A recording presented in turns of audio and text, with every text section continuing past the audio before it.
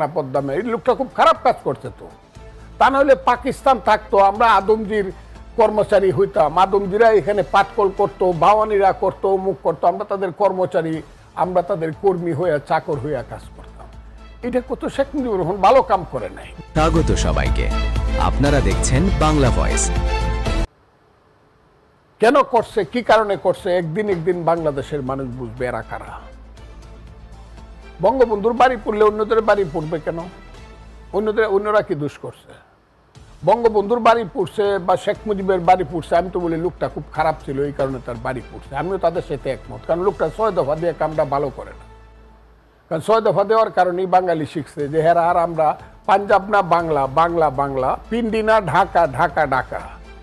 এই স্লোগানটা হয়েছে তুমি কে আমি কে, বাঙালি বাঙালি, তোমার আমার ঠিকানা পদ্মা। এই লোকটা খুব খারাপ কাজ করছে। তো তা নাহলে পাকিস্তান থাকতো, আমরা আদমজির কর্মচারী হইতাম, আদমজিরা এখানে পাটকল করতো, বাওয়ানিরা করতো, মুখ করতো, আমরা তাদের কর্মচারী, আমরা তাদের কর্মী হইয়া চাকর হইয়া কাজ করতাম। এটা কত শেখ মুজিবুর রহমান ভালো কাম করে নাই বাঙালি। কারণ বাঙালি জাতি 1200 বছর যাবত তো পরাধীন ছিল পাল যুগের পরে। এইটা তো শেখ মুজিবুর রহমান খুব খারাপ কাম করছে, এইটা তার বাড়ি পুড়ে দিই। কিন্তু তাজউদ্দিন মনসুর এদের 4 নেতার এটা ভেঙে ফেলছে, ফেলাক। তাজউদ্দিন কোনো মানুষ না, কারণ মুক্তিযুদ্ধের 9 মাস তাজউদ্দিনের মতো লোক না থাকলে তো এই মুক্তিযুদ্ধটা হইতো না। খন্দকার মুস্তাকটা তাহলে তো পাকিস্তানের ভাই ডাইকা বা আব্বা ডাইকা জিন্নারে মিলে যেত কনফেডারেশন। তাজউদ্দিন থাকলে তো মিলে নাই। তাজউদ্দিন তো খুব তারও ভেঙে ফেল। কিন্তু আমার প্রশ্ন হলো, বীর শ্রেষ্ঠ 7 জনের 7 জন বীর শ্রেষ্ঠ সবাই সামরিক বাহিনীর লোক, তাদের ভাস্কর্য ভাঙ্গা হলো কেন? তারা কি অপরাধ করছে? তারা তো সবাই সামরিক বাহিনীর। এখন তো ভাস্কর্য তাদের রয়ে গেছে ওর ভিতরে, ক্যান্টনমেন্টের ভিতরে। এখনো তো কি শিখা বলে, শিখা চিরন্তন রয়ে গেছে ক্যান্টনমেন্টের ভিতরে। যান না ওখানে, ভাঙ্গেন গিয়ে না, ওখানে যাইতে ভয় লাগে।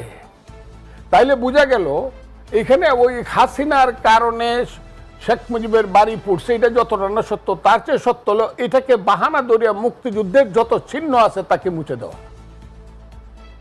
ভাস্কর্য সব ভেঙে ফেলতে হবে। পৃথিবীতে কোন মুসলমান দেশে ভাস্কর্য নাই? একটা লোক যদি আমাকে বলতে পারে যে পাকিস্তানে ভাস্কর্য নাই, ইন্দোনেশিয়া নাই, মালয়েশিয়া নাই, ইরানে নাই, ইরাকে নাই, মিশরে নাই, তুরস্কে নাই, সৌদি আরবে নাই, একটা লোক যদি আমাকে বলতে পারে কোথায় ভাস্কর্য নাই, কোন মুসলমান দেশে?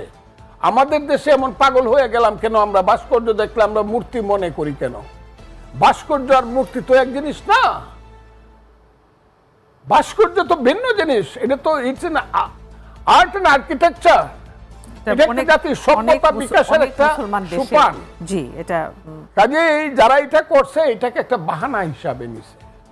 আমি চ্যালেঞ্জ করলাম ভাস্কর্য পৃথিবীর সমস্ত মুসলমান, এমনকি ইরান, যে ইরানকে তারা এখন অদর্শে, যে ইরানের মতো করে ইসলামিক দেশ বানাবো। ভিডিওটি পুরো দেখার জন্য আপনাকে ধন্যবাদ। চ্যানেলটি সাবস্ক্রাইব ও লাইক, কমেন্টস, শেয়ার করে পাশে থাকুন।